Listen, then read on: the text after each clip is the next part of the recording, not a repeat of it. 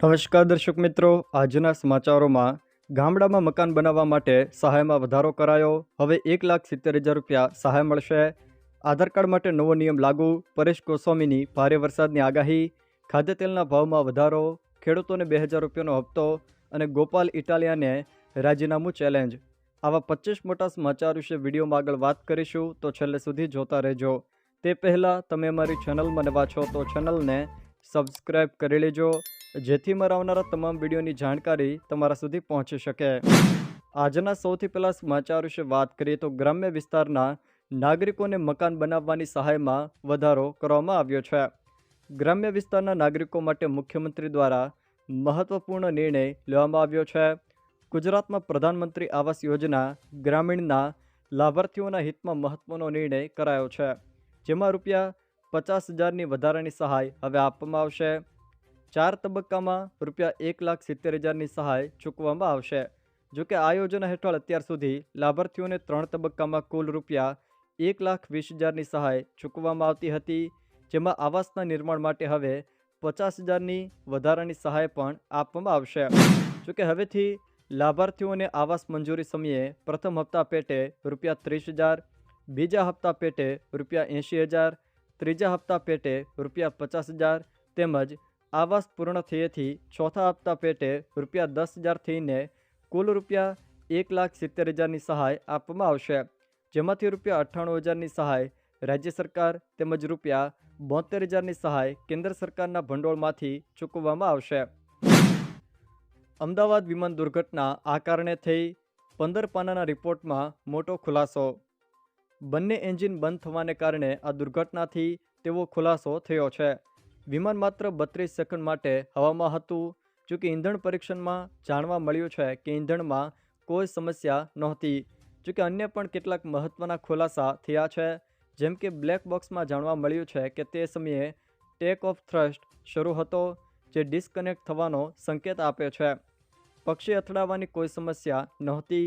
જોકે બંને પાયલટ તબીબી રીતે સ્વસ્થ હતા. જોકે આ પ્રાથમિક તપાસ છે, તે હજુ તપાસ શરૂ છે. હવે આધાર કાર્ડ બનાવવા કે અપડેટ કરાવવા માટે આ પુરાવા જરૂરી રહેશે. UIDAIના નવા નિયમો અનુસાર જો કોઈ વ્યક્તિ પાસે ભૂલથી 2 કે તેથી વધુ આધાર કાર્ડ હોય તો ફક્ત પહેલાં જારી કરાયેલ આધાર કાર્ડ જ માન્ય રહેશે. બાકીના બધા આધાર કાર્ડ રદ કરવામાં આવશે. તેમજ નવું આધાર કાર્ડ બનાવવા માટે ઓળખનો પુરાવો જેમ કે પાસપોર્ટ, પાન કાર્ડ, સરનામાનો પુરાવો જેમ કે વીજળી બિલ, બેંક સ્ટેટમેન્ટ, જન્મ તારીખનો પુરાવો જેમ કે સ્કૂલ માર્કશીટ, પાસપોર્ટ અને સંબંધનો પુરાવો જેમ કે બાળકો માટે અથવા તો વિદેશી નાગરિકો માટે વિદેશી પાસપોર્ટ, વિઝા જેવા 4 પ્રકારના પુરાવા જરૂરી રહેશે. ખાદ્યતેલના ભાવમાં મોટો વધારો. રાજકોટ ખાદ્યતેલ બજારમાં સિંગતેલ અને કપાસિયા તેલના એક ડબ્બા પર અચાનક 80 રૂપિયા જેટલો માતબર વધારો કરવામાં આવ્યો છે. ઉલ્લેખનીય છે કે આગામી સમયમાં જન્માષ્ટમીથી દિવાળી સુધી તહેવારની સિઝન આવી રહી છે, ત્યારે બજારમાં કૃત્રિમ તેજી શરૂ થઈ ગઈ છે. સિંગતેલના ડબ્બાની કિંમત 2380થી વધીને 2450 રૂપિયા થઈ ગઈ છે. કપાસિયા તેલના ડબ્બાની કિંમત 2220 રૂપિયાથી વધીને 2300 રૂપિયા સુધી પહોંચી ગઈ છે. પરેશ ગોસ્વામીની ભારે વરસાદને લઈને આગાહી. પરેશ ગોસ્વામીએ આગાહી કરતાં જણાવ્યું છે કે 12 તારીખથી વરસાદમાં ગેપ આવશે. હવે આવનારા દિવસની અંદર 12થી 19 તારીખ દરમિયાન રાજ્યની અંદર એક વરાપનો માહોલ હશે. એટલું ચોક્કસથી કહી શકાય કે ચોમાસું સક્રિય છે, એટલે ક્યાંક છૂટાછવાયા અને ક્યાંક સામાન્ય ઝાપટા પડે એ અપવાદરૂપ રહેશે. આગામી 19 તારીખ સુધી આપણે એક વરસાદનો વિરામ જોવા મળશે તેવું તેમણે જણાવ્યું છે. વધુમાં તેઓ માહિતી આપતા કહ્યું છે કે જુલાઈ મહિનાના છેલ્લા અઠવાડિયામાં પણ વરસાદ પડશે. ઓગસ્ટમાં અને સપ્ટેમ્બરમાં પણ વરસાદ પડશે. અત્યાર સુધી 46%થી વધુ વરસાદ વરસી ચૂક્યો છે. લાંબા ગાળાના અનુમાન પ્રમાણે એવું પણ દર્શાવેલું હતું કે 98થી લઈને 106% સુધીના વરસાદ 2025ના ચોમાસામાં જોવા મળશે તેવું પણ તેમણે જણાવ્યું છે. ગોપાલ ઇટાલિયા અને કાંતિ અમૃતિયાના વિવાદમાં નરેશ પટેલની એન્ટ્રી. પાટીદારોની ધાર્મિક સંસ્થા ખોડલધામના ચેરમેન નરેશ પટેલે ગોપાલ ઇટાલિયા અને અમૃતિયાને ટકોર કરી છે કે તમે ધારાસભ્ય તરીકે 5 વર્ષ પૂરા કરો. તેમણે કારણ વગર સોશિયલ મીડિયામાં વિવાદ ઊભો કરવાને બદલે લોકોના પ્રશ્નો હલ કરવા અને સમાજના કાર્યો પર ધ્યાન આપવા જણાવ્યું છે. નરેશ પટેલે ફરી સ્પષ્ટ કર્યું છે કે તેઓ રાજકારણમાં નહીં જોડાય. તેમના નિવેદનથી રાજકીય વર્તુળોમાં ફરી ખળભળાટ મચી ગયો છે. આ લોકોને પીએમ કિસાન યોજનાનો 2000 રૂપિયાનો 20મો હપ્તો નહીં મળે. એગ્રીસ્ટેક પ્રોજેક્ટ અંતર્ગત ભારત સરકાર અને ગુજરાત સરકારના સંયુક્ત પ્રયાસોથી ફાર્મર રજિસ્ટ્રી એટલે કે ખેડૂત નોંધણી હેઠળ ખેડૂતોને આધાર આઈડીની જેમ ફાર્મર આઈડી પણ મળશે. રાજ્યમાં 15 ઓક્ટોબર 2024થી ખેડૂત નોંધણી શરૂ કરવામાં આવી છે. ભારત સરકારે પીએમ કિસાન યોજનાના રૂપિયા 2000ના આગામી હપ્તા માટે ખેડૂતોને આઈ ખેડૂત પોર્ટલ ઉપર ખેડૂત આઈડીની નોંધણી ફરજિયાત કરવામાં કહ્યું છે. આગામી તારીખ 15 જુલાઈ 2025 સુધીમાં ખેડૂતોને ફાર્મર રજિસ્ટ્રેશન કરાવવા તાકીદ પણ કરવામાં આવી છે. જોકે 15 તારીખ બાદ 2000 રૂપિયાનો હપ્તો ગમે ત્યારે ખેડૂતોના ખાતામાં જમા થઈ શકે છે. પુલ નબળા હોવાને કારણે બંધ કરવાનો નિર્ણય કરાયો. વલસાડ જિલ્લાના 5 બ્રિજ બંધ કરવાનો તંત્ર દ્વારા નિર્ણય લેવામાં આવ્યો છે. કોલક નદી, તાન નદી, રાતા નદી પરના બ્રિજ બંધ રહેશે. નેશનલ હાઈવે પર આવેલા 4 બ્રિજને બંધ કરાશે. આગામી 7 દિવસ રાજ્યમાં ભારે વરસાદની આગાહી. છેલ્લા 2 દિવસથી રાજ્યમાં મેઘરાજાએ વિરામ લીધો છે. જોકે હાલ રાજ્યમાં છૂટાછવાયા સ્થળોએ હળવોથી મધ્યમ વરસાદ વરસી રહ્યો છે. રાજ્યમાં મોટાભાગના જિલ્લાઓમાં સામાન્ય વરસાદ રહેશે.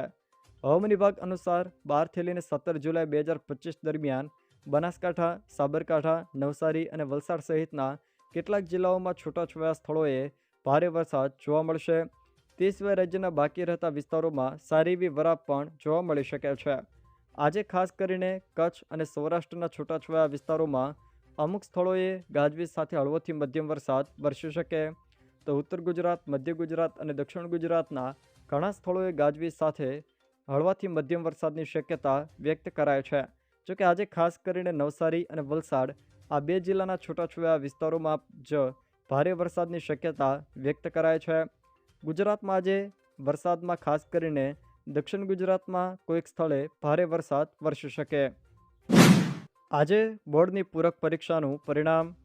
ગુજરાત બોર્ડની જૂન જુલાઈ 2025માં યોજાયેલી ધોરણ 12 વિજ્ઞાન પ્રવાહ પૂરક પરીક્ષાનું પરિણામ 12 જુલાઈ 2025ના રોજ સવારે 8 કલાકે જાહેર કરવામાં આવ્યું છે. વિદ્યાર્થીઓ તેઓનું પરિણામ બોર્ડની વેબસાઇટ gseb.org પર પોતાનો બેઠક ક્રમાંક એટલે કે સીટ નંબર એન્ટર કરીને મેળવી શકશે અથવા તો વોટ્સએપ નંબર 6357 30 09 71 પર પણ પોતાનો બેઠક ક્રમાંક મોકલીને પરિણામ મેળવી શકશે. રાજ્યમાં અત્યાર સુધીમાં સરેરાશ 47%થી વધુ વરસાદ વરસ્યો. સાર્વત્રિક મેઘમહેરના પરિણામે સરદાર સરોવર સહિત રાજ્યના કુલ 207 જળાશયોમાંથી 54%થી વધુ જળસંગ્રહ હાલમાં થયો છે. જોકે હાલમાં રાજ્યના 24 જળાશયો સંપૂર્ણ જ્યારે 56 જળાશયો 70થી લઈને 100% સુધીના ભરાયા છે. ગત વર્ષે આ જ સમયે રાજ્યના 207 જળાશયોમાં 39.55% જળસંગ્રહ હતો. મેદાન વિના રાજ્યમાં 8000 શાળા છતાં 36,000 સ્પોર્ટ્સ કીટ. ગુજરાતમાં રમતગમતના પ્રોત્સાહનના નામે ધૂમ ભ્રષ્ટાચાર થયો છે. રાજ્યની 8000થી વધુ શાળાઓમાં રમતના મેદાન નથી. તેમ છતાં સરકારે 36,000 સ્પોર્ટ્સ કીટ વેચવાનું પણ નક્કી કર્યું છે, જેના પાછળ ₹30 કરોડનો ખર્ચ થશે. આડેધડ મંજૂરી આપીને મેદાન વિના શાળાઓ ખોલવામાં આવી છે, જે ભ્રષ્ટાચાર અને તંત્રની બેદરકારી છતી કરે છે. શિક્ષણ વિભાગ ખેલે ગુજરાતના નામે કરોડોનો ધુમાડો કરી રહ્યું છે. કપાસના નુકસાન માટે કૃષિ રાહત પેકેજ જાહેર.